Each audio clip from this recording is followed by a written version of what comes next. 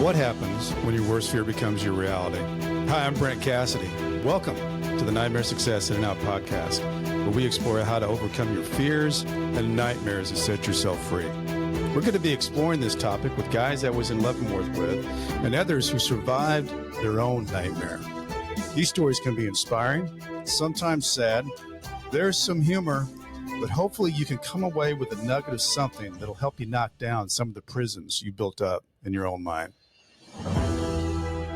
All right, Nightmare Success In and Out listeners, we're back. It's where you come to find out what happens when your worst fear becomes your reality. How do you adapt, survive, overcome, set yourself free? I've got a great guest today. I've been excited to do this interview. I want to give a shout out to Aaron Smith because Aaron, who was on the show 2 or 3 episodes ago, connected me to my guest, Kardell Sims. And man, he's got such a great comeback story. And by the way, don't forget to, share, follow, subscribe, like, comment, do all those things. But I was just telling him before we got on, I usually do like when I'm doing the little research on the front end of having guests on it, I write up my own stuff, but I got on Kardell's website. He's got a great website, by the way. And I want to tell you a little bit about Kardell. Kardell Sims is a passionate advocate dedicated to helping formerly incarcerated individuals rebuild their lives. Despite facing tremendous adversity in his youth, he's overcome his past to become a leader in the reentry space. Growing up in poverty with strong influences of drug and gangs, Kardell first became involved with the justice system at age 15. He cycled in and out of incarceration during his early life. However, during his time in federal prison, 5th prison trip, Kardell developed a vision for breaking free from recidivism. He created a blueprint for changing his life trajectory while still behind bars. After release, Kardell put this plan into action. He beat the odds by transforming himself through education, self-improvement, service. Today, he is the founder of On the Inside Reentry Academy and uses his journey to inspire those facing similar struggles. As a national speaker, he's a 7-time author, master certified empowerment coach, and a reentry consultant. Kardell is dedicated to guiding others towards self-improvement. Wow. I can't wait to jump into all this. Before we do, I just want to recognize our show sponsor, Auto Plaza Direct. Who likes spending a couple of weekends walking the car lots, looking for a car? Then you spend like 4 or 5 hours in the dealership to buy a car. Well, it's kind of like a trip to the dentist. Well, there's a better way. Take away all that pain and hassle getting a car. It's called Auto Plaza Direct. They're your personal car concierge. Just tell them the car you want, what you can pay. They'll go find that car for you. They'll negotiate your best price. They also offer you warranties and financing. It's all full service. Go to autoplazadirect.com to get started with your personal car concierge. The new hassle-free way, the car buying experience you deserve. Auto Plaza Direct. Tell them Brent from Nightmare Success sent you. Kardell Sims. What's going on, man? How you doing? Appreciate you having me on. I have been excited to interview ever since we got on the phone and we're talking about all the stuff that you've been doing. I mean, really good stuff. A lot of people talk, and say, yeah, this needs to be done or that needs to be done. Man, you have gone in and taken action and gone deep in the throat of the prison and given these guys in the prison things they need to get out of prison so that they can hit the ground in a much better way than what tools they have otherwise. And I think it's guys like you that actually make the impact, make the change, because you've walked the walk, you've talked the talk. And when you go in and you talk about your story and what you've done, it all becomes real to them. And it's hope. The idea of hope is such a big deal. But Kardell, tell me back, because when we were talking about your story, I mean, you had a tough childhood. I mean, you came from, bring me back into little Kardell's world growing up as a kid. I grew up, my mother was 16 years old when she had me. I have an older sister that she had 2 weeks before her 14th birthday. So the reality of me growing up was you had a child raising 2 children. Raising a child, yeah. And we stayed with my grandmother in the projects. It was my mother's family, a couple of her sisters and their family. So it was a lot of us in this project apartment. Um, and the court that I grew up in was called, the nickname of it was called Killer Court. So that kind of Wow. tells you, you That know, tells you where yeah, you went outside to play. yeah. So yeah, so that was, I mean, but to me, that was, I guess, as a little kid, it was just part of life. As I started getting off into the teenage years, I started branching off and getting involved in gangs. So by the time I was 15, I I was full fledged in the streets. I can before I even get to the 15, I'll say probably about 11 or 12. Yeah. Started using drugs, smoking marijuana, drinking 40 ounces. Hmm. That's what it was back then. So that's when I really started engaging in there. So by the time I was 15, I caught my first case. It was attempted murder, first degree assault.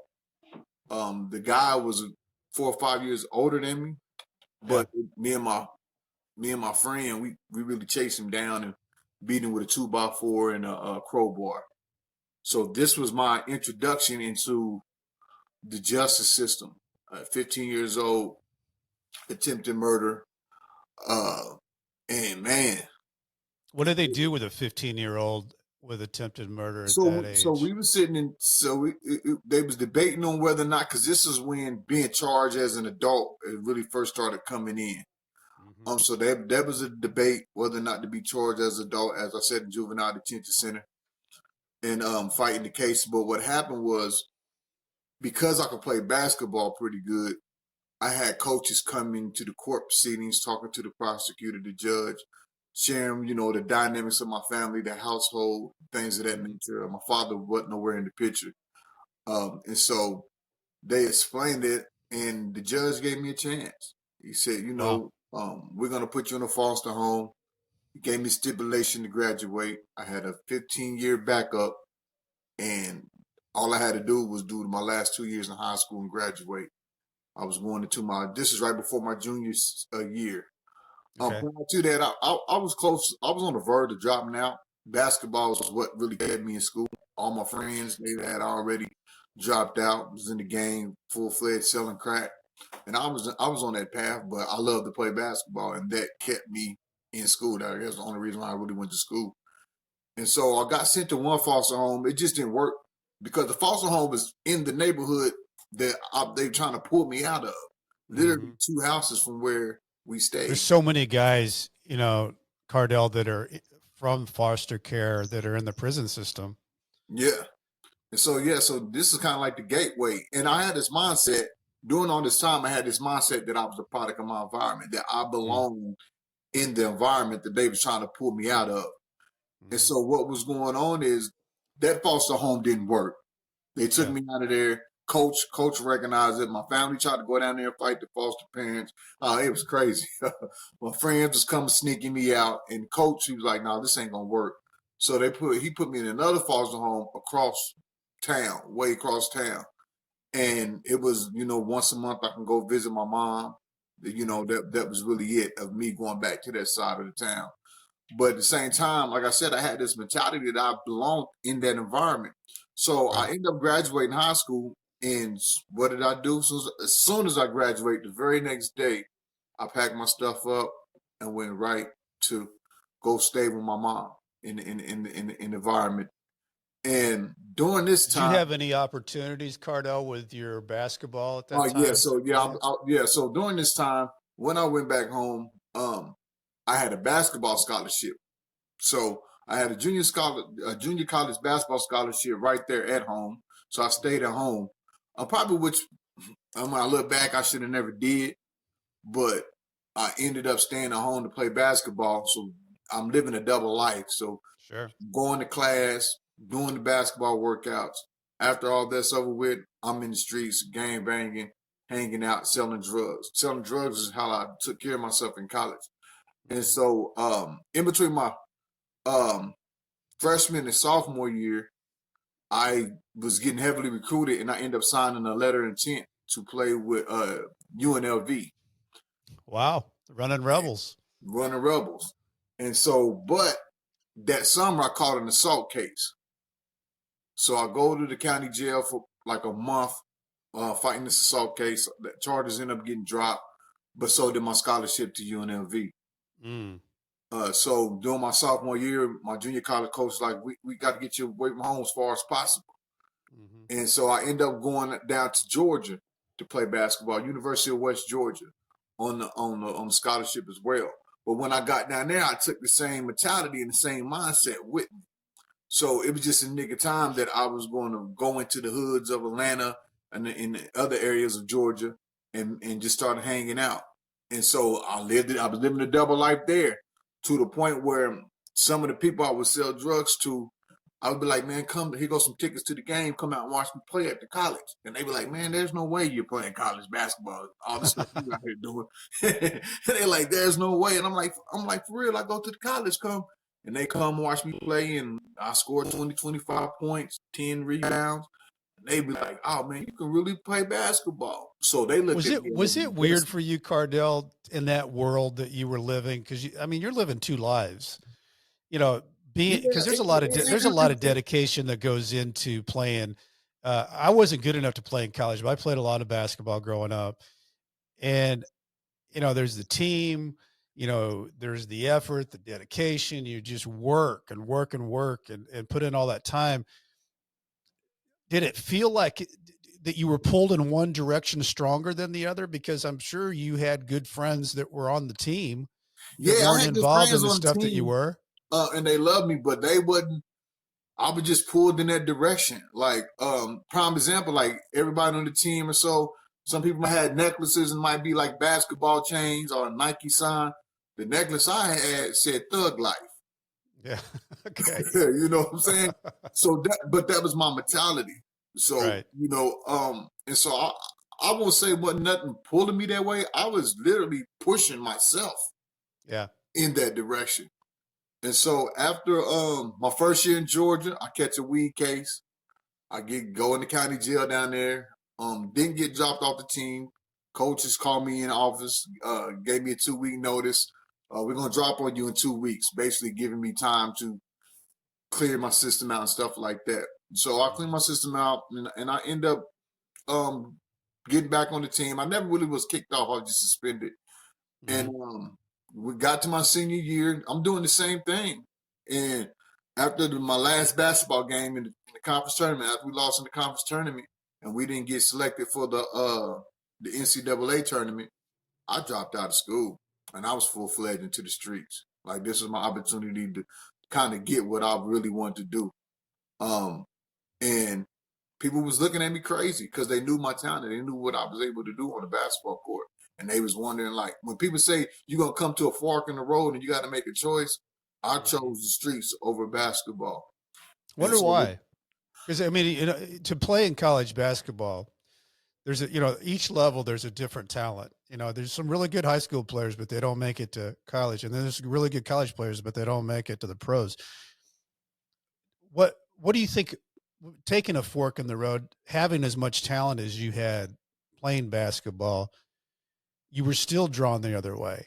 You you think it was just your mentality that you yeah, didn't? it was just my mentality.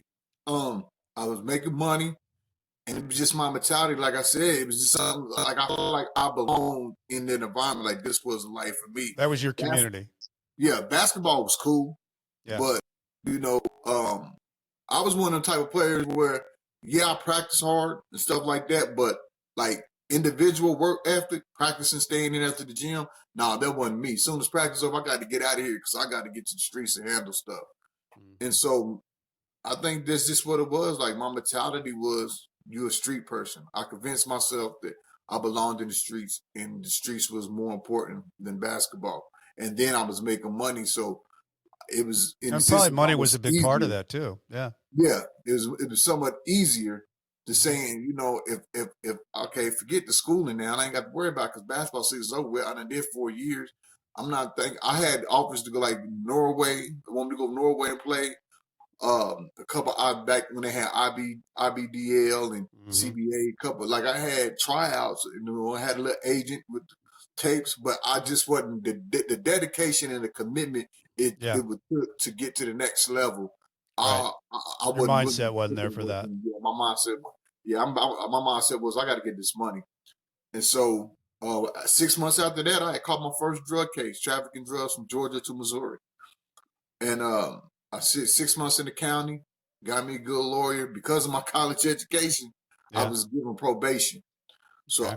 I was released, and I went right back to the block, hanging out with the gang, selling drugs. I didn't try to do probation right. I came from an environment where the game was, oh, when you get probation, then you gonna get 3 times to mess up. 3 times you drop dirty, then they're gonna send you to a 120 treatment in prison.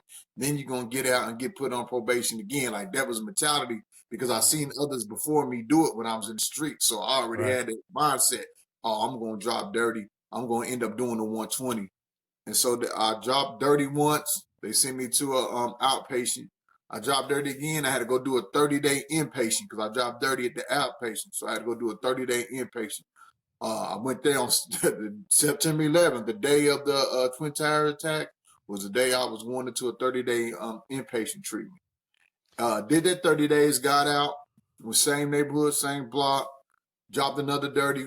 I got sent to prison to do a 120 callback is what they called it. So you go do a 120 days in treatment, and if your report is good, the judge call you back and says you get the probation, start over, and we'll try it again. If you don't call you back, you go do your time. My probation back was 7 years. Mm. But what happened was I was catching so many cases. Some of the cases came back up while I was in the treatment. So they took me from the treatment. They took me from the treatment to the county jail to fight these new charges and new cases. Were you Um, addicted, Cardell?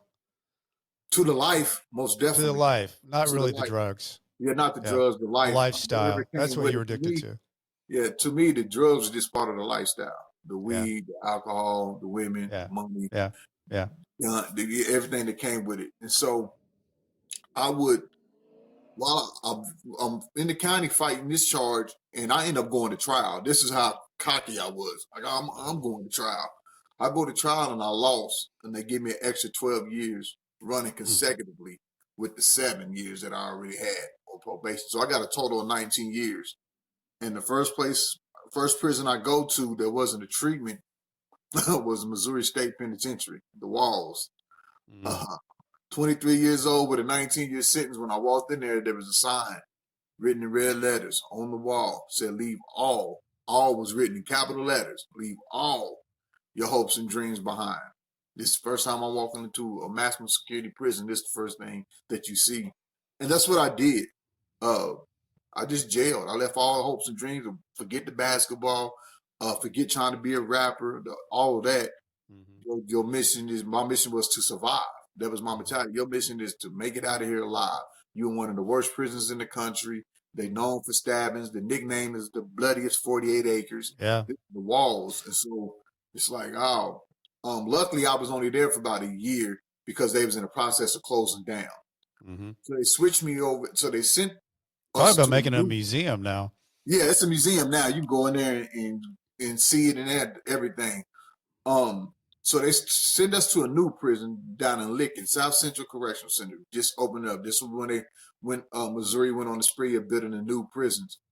And the mistake was they was training the guards, the newer guards for the prison. They was training them with lower level offenders, and Mhm. they didn't understand that there was a difference between how lower level offenders act and how maximum security offenders act. There's a difference between somebody that got 2 years and somebody who got 5 lives. Right. And so once they got the employees, the COs trained, they took all the lower level offenders out, transferred them, and then brought all the max. But to fill it up, they started letting people out the hole in many different maximum securities around Missouri and putting them on the yard. Mm. And they tried to run the yard like a lower level, so it was all open. So people was running the enemies. People ain't seen somebody might have stabbed somebody 6 years ago. They running into them, so it was stabbings left and right. It was crazy. Guards was getting beat up. Oh man, it was That man. sounds horrible. This is a Yeah, like the nightmare. first 18 months I was there, we probably was on lockdown 15 months after 18 months. Soon Good as we get Lord. off lockdown, something happens, we back on lockdown. When I first went to prison, you was able to order out of East Bay. So when you order East Bay, you have Jordan Zone. You can be decked out. And a lot of guards didn't like that, so they implemented a rule on that. So as soon as we got off lockdown and they told us that rule, it was a big old riot. Now we on lockdown again. So like I said, like the first year and a half, we probably locked down 15 months. Wow. And I'm not doing nothing with my time. I'm really gelling. Like I'm fighting, I got stabbed. I'm just doing everything, playing poker. Nothing about Nothing growth. rehabilitation wise. Yeah, well, nothing about rehabilitation was in my mind at all. Yeah. Just I'm in prison. I got a 19-year sentence. I. But what happened was I was like on year 4. A Senate bill passed to cut the mandatory minimum on the gun charge. Was with one of the charges I had that I lost in trial. Cut it in half, so it put me up for immediate parole. I went to the parole board. And it was the quickest parole here in history. I always tell people this. It had to be the quickest. The guard walked me to the parole hearing and said, "Go on in." I go in. He goes to the bathroom. When I walk in there, the people say, "Mr. Sims, you are a part of the problem. You got a few more years with us. And then what do you think about institutional behavior and drug treatment?" My criminality knew to take the treatment because it gave me an opportunity to get out early. So I said, "I'll take the treatment." That was my whole parole hearing. They said, "All right." I walked out. The guard came back from the bathroom. He told me to go in. I said, "Man, I ain't been in there." He said, "Man, that's the fastest I ever seen somebody go in and out." For me, at that time, my mentality was, it wasn't nothing else to talk about. They told me I had some more years with them. And Yeah. they told me I was part of the problem. And they asked me about the treatment. So that was it. I got my answer back probably like 4 weeks later.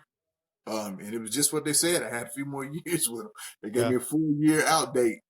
And but what it did, it dropped my custody level from max to minimum. So I Okay. go from That's a this big level deal. 5 maximum security to a minimum security prison. And it was like going from hell to heaven. Yeah. I Yeah. get there, they got pool tables, punching bag, they got everything, and I'm to the point I'm like, why y'all got all this stuff in a prison? Yeah. Y'all got a pool table? If some, I'm used to the maximum security, like Yeah. it's something going down. Something I'm goes like, down. something going Somebody gets down. hit with that Somebody's gonna pool. be in here swinging pool stick. Yeah. They got real weights. Somebody's gonna be throwing slinging Yeah. these weights. I'm like, Yeah. what is it? Who came up with this? But I'm not realizing because I've been in maximum security that the minimum security moves. So they had job opportunities. Because I didn't have nobody sending me no money or anything like that. My mother, she was probably she had just started her recovery phase. So during this time, she's probably in her 6th or 7th year of recovery. And just because you're recovering in your addiction, that don't mean you're gonna have any money. That don't automatically mean you're gonna have some money. Right. And so I got a job on work release working for the governor's mansion. I made $9 a day. I was working at the governor's mansion, which was the best job in prison. Oh People say yeah. $9 a day. $9 a day in prison is It's a lot. like a That's like millionaire. being a millionaire. Yeah, it's like you're a millionaire. And so every day we wake up. I wake up 6 o'clock, go to the governor's mansion, and we be gone from 7 in the morning to probably like 5. So that's what I really liked about it, that we wasn't at the prison. Sure. And we got to eat regular food that was at the governor's mansion because there's probably 10 of us that worked out there on a daily basis. They had 3 or 4 people worked in the kitchen, so they in there cooking up, and stuff like that. So we eating real good. I was a lead pantry worker, so I had to make the governor's coffee. Matt Blunt was the governor at the time. Yeah. So He I'm was a making young Matt governor Blunt's too. coffee. Yeah. And so um I learned how to set tables because they used to have banquets. So on a regular day we go from 7 to 5, do this really cleaning up the governor's mansion.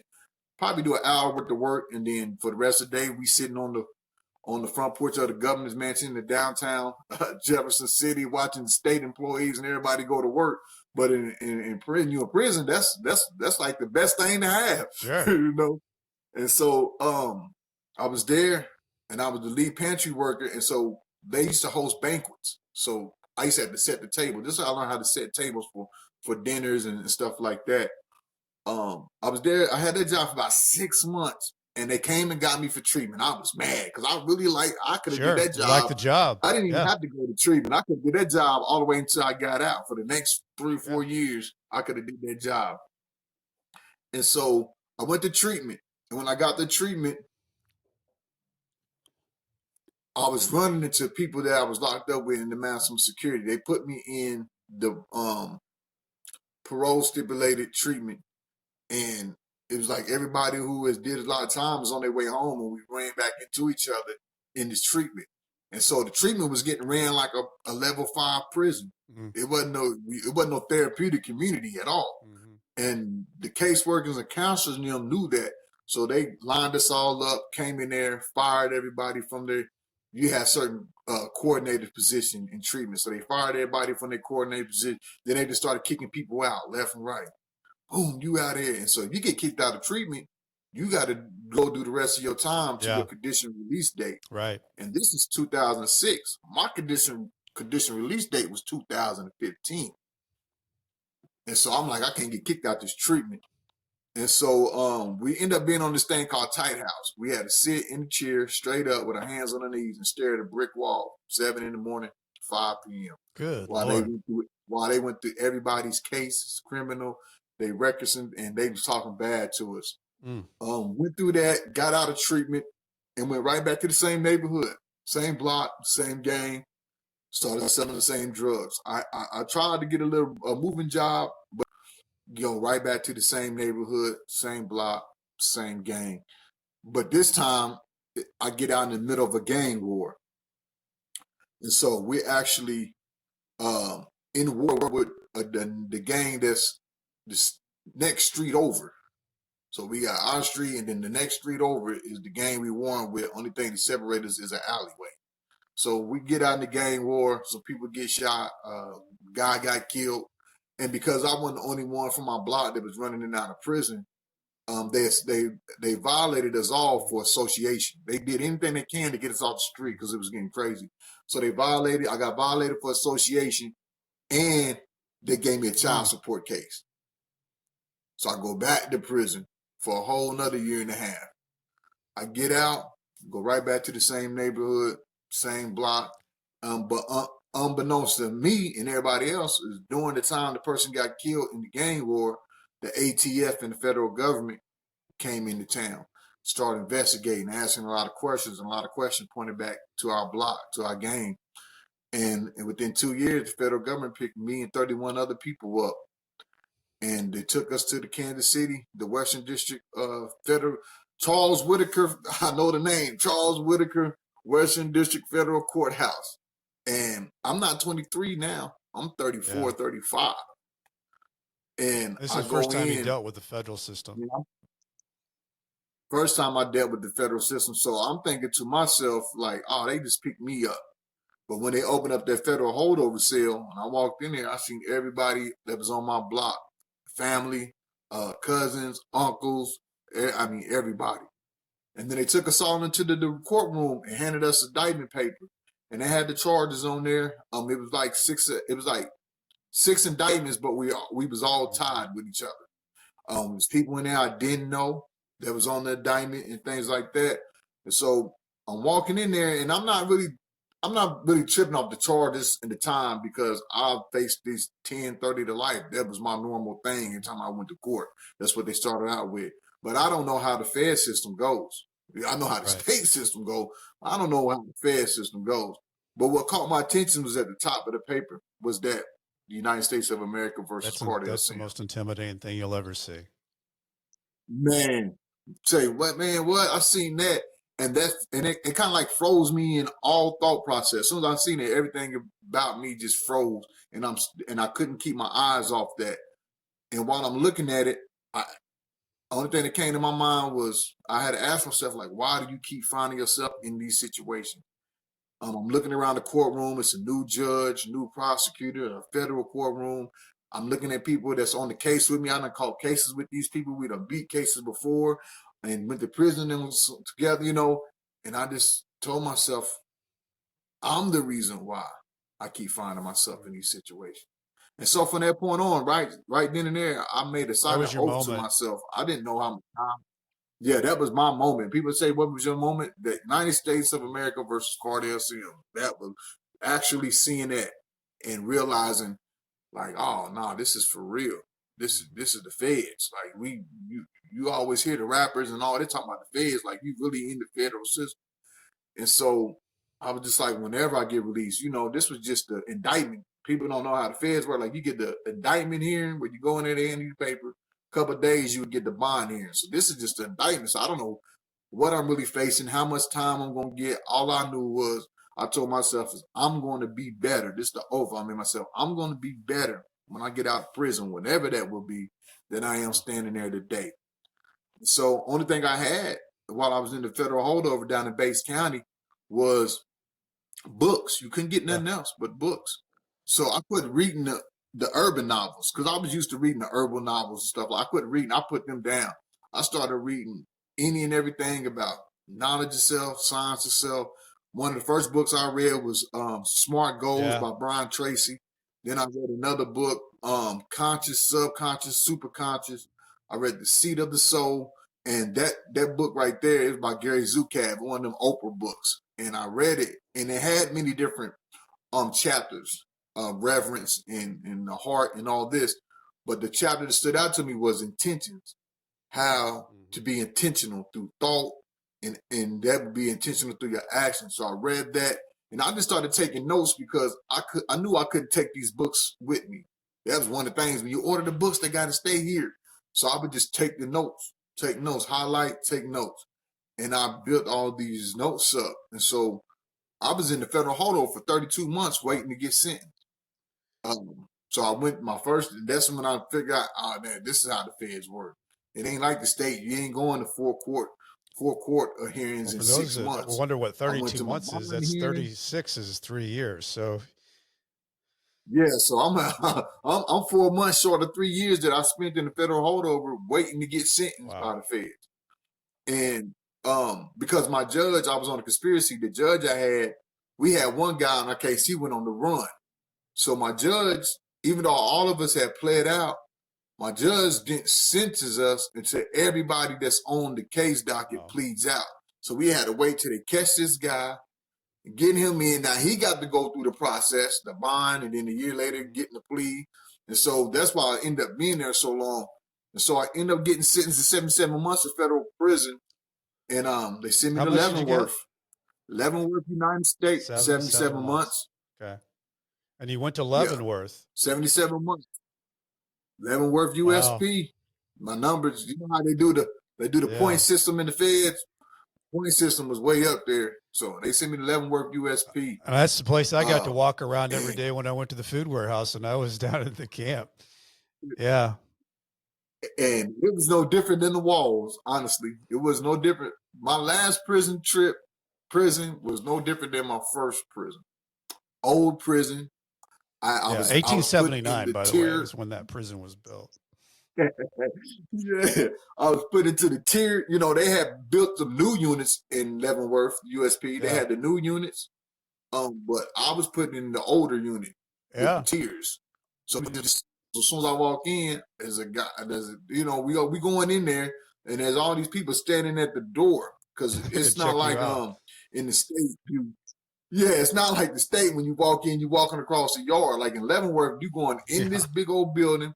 You're gonna get your stuff Yeah. down there and receiving. Then they're gonna give you your wing, and not once are you gonna Right. go outside, walk on the yard. So you're gonna go right to the wing. And so I go up on you go, and it's not like you walk into the bottom of the wing and then you go up the stairs in the unit. No, they had the stairs outside the unit to get to the wing. So you're going up the steps, then you go through this door, and when you open the door, everybody's just Cardell, let's standing there. stop. Cardell, So let's you got stop right there because everybody. I want to jump into that about what your world was and what you were thinking as you entered that doorway. Because before we do, I just want to real quick recognize the Nightmare Success Podcast is sponsored by the White Collar Support Group, the world's first support group devoted to helping people navigate the white collar criminal justice system. I'm a member of the White Collar Support Group, and I can tell you this is a bunch of people who help each other through the criminal justice journey for free. For free. Whether you're just starting your journey or you've made it through to the other side, this is a great space for you. You can join us on Zoom Monday, 7 p.m. Eastern Time, 4 p.m. Pacific. For information, go to prisonist.org. That's prisonist.org. Start here. Okay, Cardell, I wanted to stop there because I know that world where you're going into, you're opening that door. Walk us in. I'm because I never seen this in prison. Usually, when you go into a unit, you going right into the unit, open the door, bam, there you. So when you open the door, I'm like, man, what type of setup is this? Why is the stairs on the outside of the unit? Why do I got to go up the stairs on the outside of the unit to get into the unit? What's going on? And I didn't know that the unit I was going to normally is a 5-tier unit. So what they did was they separated and put a floor in between the second tier and the third tier. So the bottom half of the unit was for the honor Okay. dorm people. Top half of the unit was All for the right. worst of the worst. And so we walk in there, and all you see these people just standing there, and it's not built like a. When I'm thinking a prison dorm, I'm thinking as soon as you go to the door, you can see the Yeah. whole door. You can see every cell from the front to the Yeah. back. Like, okay, this wasn't how that's built. Not the, so when you walk in there, all you see is a brick wall and people standing there. And then you got people saying, "What's your number? What's your number? Like, what's going on? What's your number?" And they look at my number like, "Oh, 045? Oh yeah, you with us? You with us? You can't Uh-huh. Kansas City, ain't you? Western Missouri 045? You with us?" And then we go around this little curve, and I see one side of the wing, and I'm like, "Man, what is this?" Because the length of the wing is what got me. It is probably about the size of probably about as long as a block. And you can't see from where I was standing in front of you. You can't see all the way down to the end of the wing. So I go up to the cell. I go in there. It's a white guy in the cell. The guy that's walking to me, he's like, "No, that y'all can't sell." The white guy's like, "No, you can't sell in here." I'm like, what's going on?" So we go back down. The guy, the spokesman for the car, who was assigned to getting all the new people in, we gotta go down here and find you another cell. We go down there, we tell the guard, he says, "Man, he can't go in that cell right there." The guard says, "Why?" He says, "Because there's a white guy in there. You know, races don't mix." And the guard said, "Well, go find him a cell." I said, "What? Go find me?" So then I'm like, "Oh, go find me a cell. Like, you're not gonna find a set." Like, so we walk around and we going, and now he's explaining the rules to me as we walking around trying to find the cell. Like, man, we got to go get with the shot caller so we can figure out what cells that we got open. And so as we're walking by, and we're seeing people from 045 numbers. "Oh man, Mhm. where you from?" and stuff like that. And they be like, "We got any cells? We got any cell open?" And it's like, "Oh, we ain't got no cells open." So they like, "We got to find him a cell." So I'm like, "Man, what is going on in here?" And so he's breaking the rules down to me though as we going through. And so as we walking, I'm starting to see how this unit is built. And it's built it's Mhm. kind of built like in a rectangle. And you on one side, you can't see the other side. So you just walking around. And so he's saying, "Okay, this is our place where we sit and watch TV, where we hang out at, play cards. This is us. That's the Mexicans right here. Don't step on their floor. Don't touch. Don't even, if you can stay away from here, don't even do it. This is the Christian area. This is the Aryan brothers." And we did that every section. This is the gang card. It's the Crips and Bloods area. This is the folks, the GDs. This is the Muslim area. And I'm like, what is everybody's in here separating now? I'm like, what is going? We all locked up. Why is it separated like that? And he was like, "No, this is serious." He's like, "Man, this is serious." So I'm like, "Oh man, what I got myself in?" Then he's like, "You're gonna need your paperwork." I'm like, "Huh?" Like, "Yeah, you need to get your PSI, your transcripts, and all that in. You're gonna need that in. That's gonna be your driver license. That's how you're gonna move around the prison. Until you get that, you got to stay in this wing. You can't really go out and do nothing like that. You can't hang out. Ain't nobody gonna hang out with you because they don't know if you told on Mhm. somebody, if you're a sex offender or what." I'm sitting there like, "Oh man." So I get on the phone. I call my people. I tell them to send the paperwork in. At the same time, I'm telling them to send them notes, all them notes and stuff that I took. I All the tell them to books you've send that read. in Yep. with it. And so once that come in, I get my paperwork in. It was official, so I was able to move around the prison. So I just got back to the normal routine that I was doing when I was Mhm. in the federal holdover at Bates County. The reading, going to the library, and I'm asking people in the car what type of books they had, what type of business books, knowledge books they had. And so that was my daily regimen. I looked at what type of programs was offered, and they had a janitorial program. So I took that because I was thinking to myself, like, I got to get some type of skills. I got to pick up some type of skills, some type of trade. So I took that. I wanted to come out with as many certificates that I could. So I took the janitorial. As soon as I got done with that, I took this class called Hotel Hospitality and Lounging and Lodging. And it was by the American Hotel and Lodging Institute down in Florida. It was a real. I didn't really know the impact and the importance of the class until once I graduated. After that, I became a tutor. There's this class called Constant Success, man. You should come and join it. And I went down there, and there was in this class they taught me about Having your affirmations vision. and vision board. So I put that into the regimen that I already had, and it just took off. And so I started off with the affirmation. I said this one affirmation, I am greater than the situation that I'm in. I said that for like 6 months before I had faith in that. And what I mean by that is before I knew for a fact that I was greater than the situation that I was in. Up to that, I thought I was, but I just didn't. You don't have no skills or nothing like that. That's just a thought. But once I started preparing myself, like I realized I am greater. Your mind actually does believe what you tell it. It's that crazy thing that, like that old Henry Ford quote, whether you Yeah. think you can or whether you think you can't, you're right. But you telling yourself that over 6 months, your mind, regardless, started believing that had to be true because you kept telling your mind that. Yeah, and Yeah. then I started carrying myself differently, even though I already was.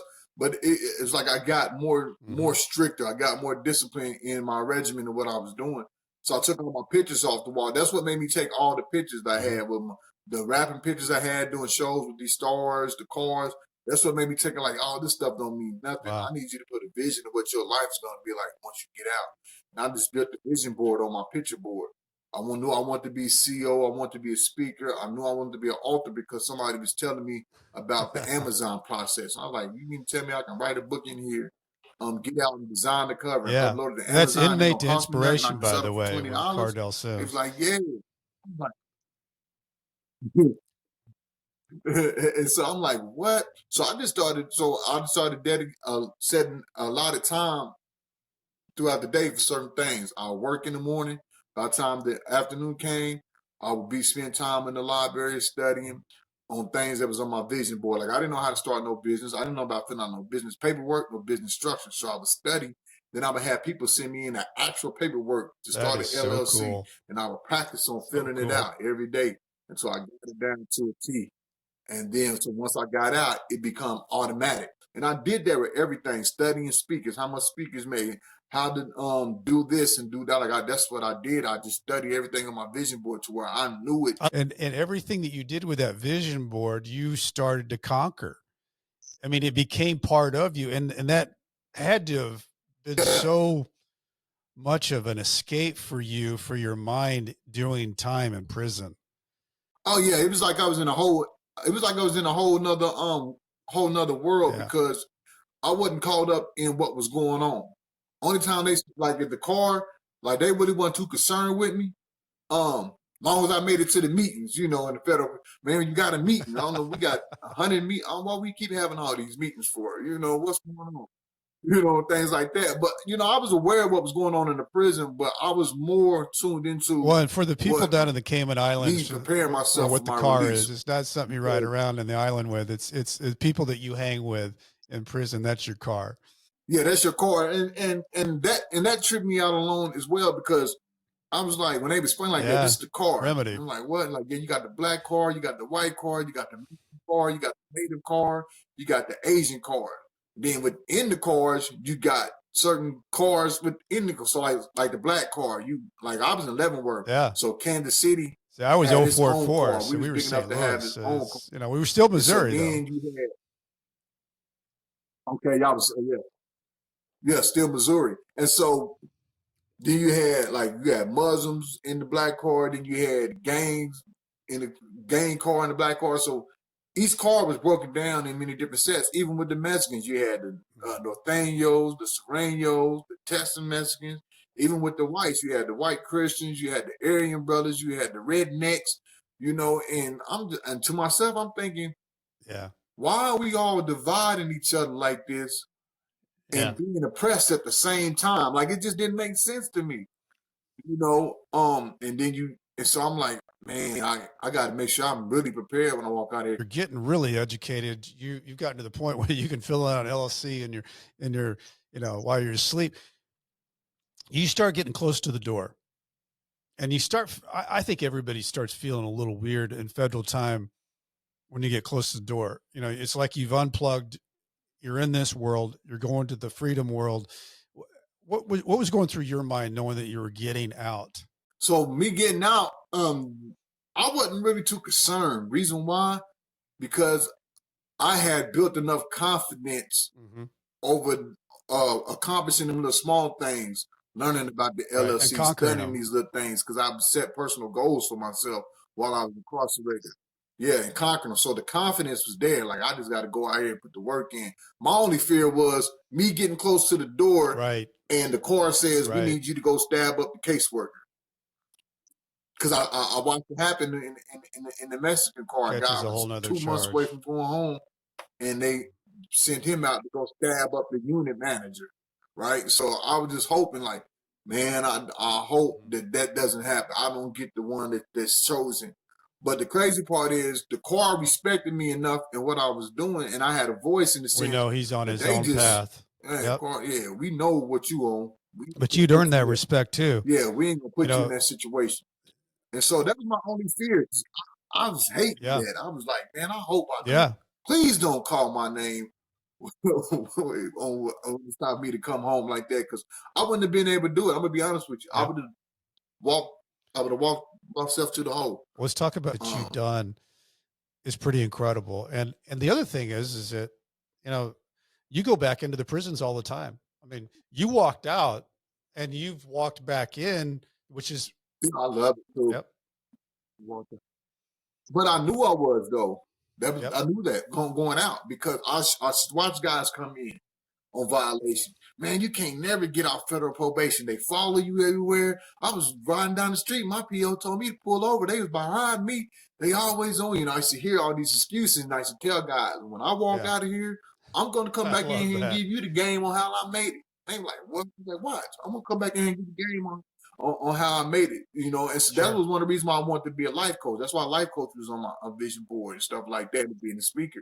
And so when I walked out, no money at all. Hmm. All I had was four them brown legal folders. I still got them to this All your day. stuff. The four brown Yep. legal folders of all the notes, all the plans, all the Wow. goals, and what I was going to do. And I had that vision board. I went to the halfway house. I knew I couldn't take no Yep. factory job. I knew that if I took a factory job, that was a setup for failure to me, Yeah. because I'm ADHD for one. And I can't sit in the factory, and I would quit. If I quit, that was an excuse for me to get back into the streets. And so I started writing down what type of jobs would help me become a better speaker. And when I went to the halfway house, they handed me this paper, and all that was on it was factory jobs, except for one job, and it was a telemarketer job. Got the bus pass. I went to the job, and I walked in there. It was a young black guy. He was like, "Man, you from the halfway house?" I was like, "Yeah." He was like, "My brother in there." He was like, "Man, are you gonna show up for work? That's all I need to know." I said, "Yeah." He handed me the paper. He said, "Read the script." I read the script. He said, "Come back tomorrow at 7. You start." I'm like, "Okay." Next thing you know, every You've been person studying started all setting. this. They like, "Okay, what's your goal for the day? How many you gonna get?" This is I my was like, community. okay, yeah, That's this is my where I people. belong. I'm like, okay, this is my type of thing. Affirmation and goals. This is my community. And so I just strive to be the best telemarketer that I can. I set my goals for myself. One of the goals they used to have was try to get an AMX card instead of a MasterCard. If you can get an AMX card, you get bigger points. So I was trying to forget the AMX card. Yeah. And so from there, that helped me become a better speaker. So this is my routine when I was in the halfway house. I go to work 7 to 2. I'm leaving out at 5. I get back like 3:34. As soon as I get back, they had the little lunch ready. I eat. I would type up the books that I wrote. I wrote 3 novels. I typed up 3 novels that I wrote. And then I took $10 a week out of my pay, Yeah. and I wasn't making them. I probably was bringing home $90, $80 to $90 a week. People say, how? Hmm. How do you do that? Well, I made $11 an hour. So 40-hour week, that's 440. Let's take taxes out. So we down about 320, 300. I owe 700 in child support. So child support was taking half of my check. Now we down 150. Then I had state parole and probation fees. Cause I still, even though I was on federal probation, I still was on state probation and federal probation. And state parole. And so I had $60 fees on that and fees for the feds. So I was down about like 60, 70 to $80 a week. But I knew this coming out. I already had all this written down. I had the budget plan and everything. So I already knew. Wasn't no buying no Jordans and nothing like that. Going down to Walmart, get you $10 sweats. Go get you some $20 shoes. It don't make no difference how you look. You ain't here for the looks. You here to get your look. This is the starting process, and you got to trust the process. And so I took that $10 and I enrolled in $10 a week and paid for these life coaching courses online. And so when I walked out the halfway house 4 months later, I had the 3 books typed up. I had 1 life coaching diploma, and I had money saved up, and I was able to get me a vehicle. All part of the plan. And so from that point on, all part of the plan. So when I knew I couldn't go back home. So when I left the halfway house, I went home for a split second, and an opportunity arose for me to go somewhere else. And I took that opportunity. During this time, I started working in marketing and promoting for a home improvement company. And what this job taught me 2 things in this job. It taught me how to interact with people, because I wasn't the interact person coming out of prison. Like, you get that thing, you don't really want to be bothered. And so this job, and I used to do home and garden shows, car shows, Sam Clubs, Costco's, Price Choppers, and I was standing as people leaving, ask them, are they interested in any home improvement products? What's their next home improvement products? So it taught me how to communicate with people, but it taught me the best lesson I learned, and that was how to deal with rejection. I heard no. But you would have found that out through the telemarketing too. I mean, both of those things are really good. And it taught me and telemarketing as well. But with the telemarketing, for me, it was more so perfecting my speech, getting out of the hood talk, learning how to read the script, pronunciate my words and stuff like that. Yeah. And so, like, each job I took a lesson out of it. And so what I would do on the weekends, I would find a place to rent out, and I would host my own speaking engagements. Because about this time, I'm still going to life coaching school. So once 6 months later, I get this life coaching diploma, master certified empowerment life coach. As soon as I get that, I start my business, my coaching business. And so then on the side, while I'm working on like my free time, I would cut grass, or I would rake leaves. Like, I started off cutting grass. I had like 6 yards I would cut. I wasn't trying to start no lawn care company. I just know that was one of my ways I can use to make extra money that I had written down. So 6 people every other week at $25, $30 was suffice enough for me. But I would host my own speaking engagements for free, but I would sell my books. Remember, I had 3 books typed up. So I would sell my books. So people would come to the speaking engagement, even though they didn't have to pay nothing, they would buy books and t-shirts. So I was making, on the average customer order would probably be like $95. So I might have 10 people come. So I would make good money off the speaking engagement from them buying my book.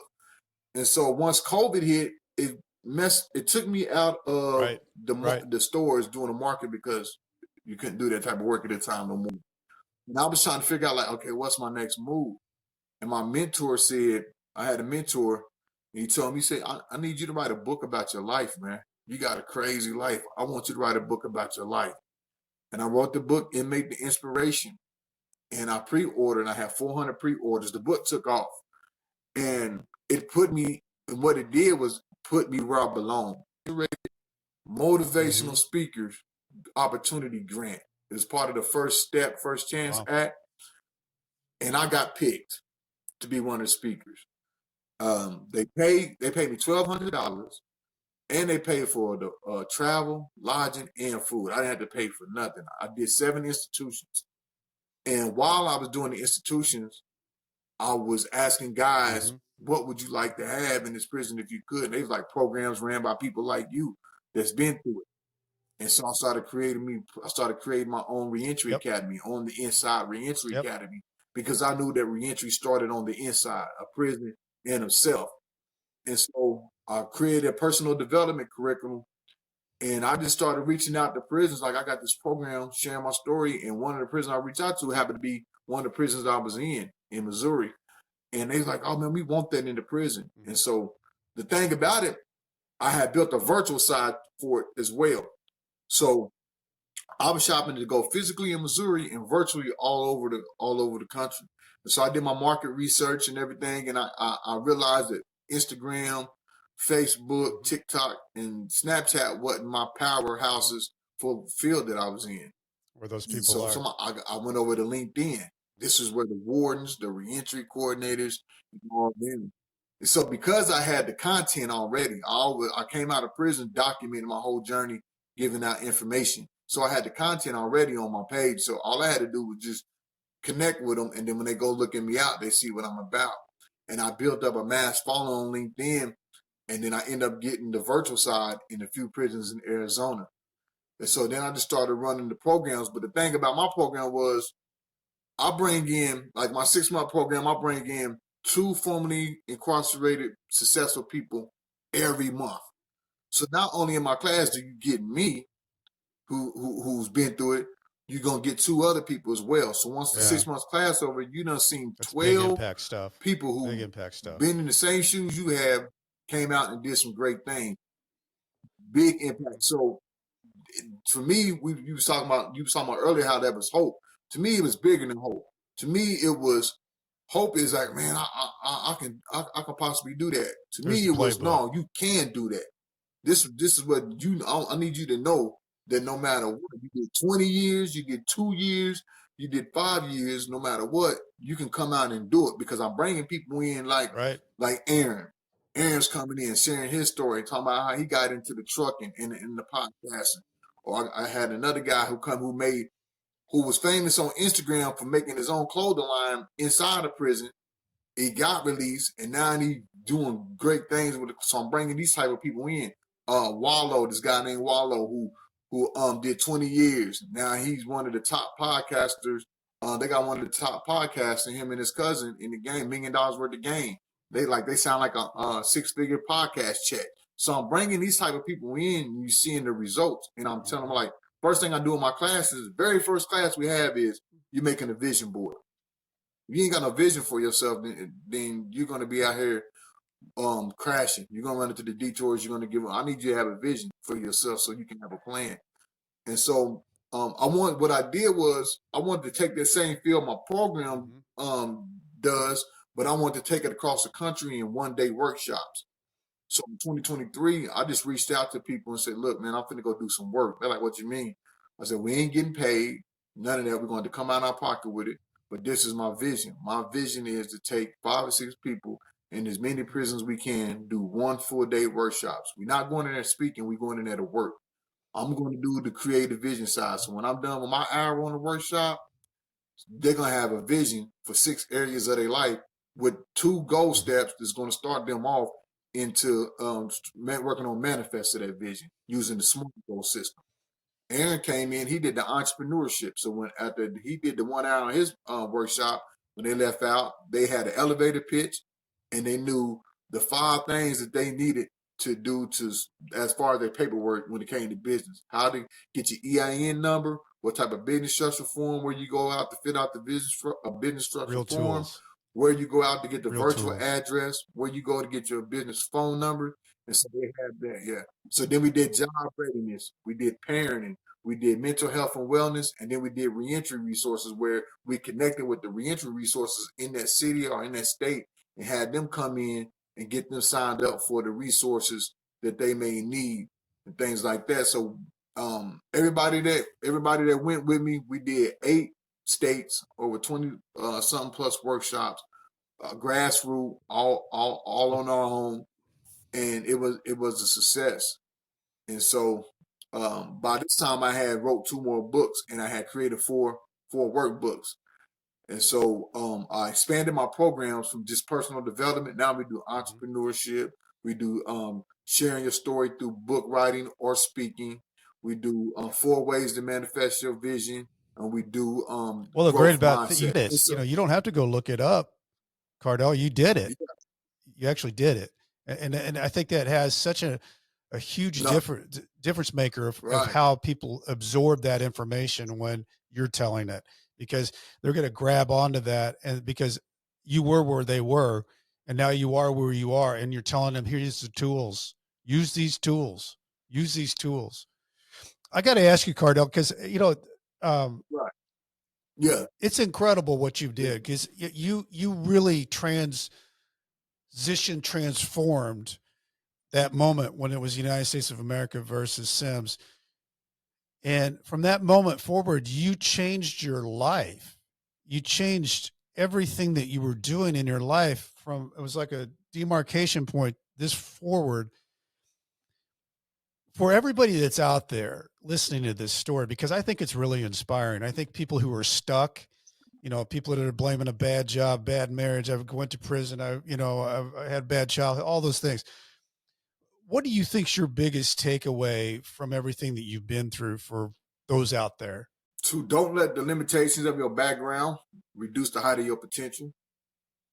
So you have to outgrow what you were born into, and instead of making excuses, like I let them all the way up. When you think about it, like I let Yeah. product of my environment mentality kill a lot of things that I could have possibly done. Basketball was an example. Mhm. Like you was talking earlier, why did I take that for? Because I felt like I was a product of my environment, and I was outgrowing what I was born into. I was letting that single thing keep me into what I was born into, and it was just taking me in and out of prison. So I had to realize that um, it was a certain thing that happened that made me realize I wasn't a product of my environment. Because I tell people it's 3 things that I did and locked in on when I was in prison. One, I had to challenge some of my beliefs, those self-limited beliefs, the belief like I was a product of my environment. I had to start prioritizing what I valued because I had valued the streets. I put the streets over everything, family, children, my freedom, everything. So I had to realign them. I had to realign them. I had to start prioritizing, put myself, God, family first above all. And then I just started having expectations for myself because all those other times I got out of prison, I just expected to go back to the block. So once I started having the different expectations for myself, I started carrying myself in a different way. Certain people Mhm. can't be around me. I didn't be around certain people and things like that. But the product of my environment, that mentality kept sending me back to prison. And so what I realized was I was talking to my mom on the phone, and she was telling me this girl that I graduated high school with just started her own law firm. Mhm. And why that was important to me in the product of my environment is because me and this girl grew up next door to each other.